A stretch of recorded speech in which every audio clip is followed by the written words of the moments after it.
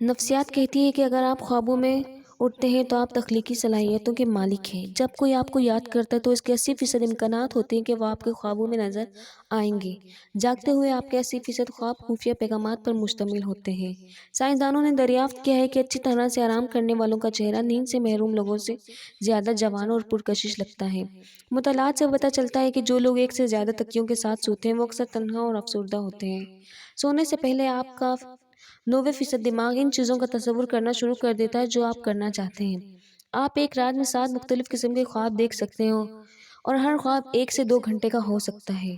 خواب چھپے ہوئے احساسات اور جذبات کو ظاہر کرتے ہیں کیونکہ یہ لاشعوری ذہن کی عکاسی کرتے ہیں۔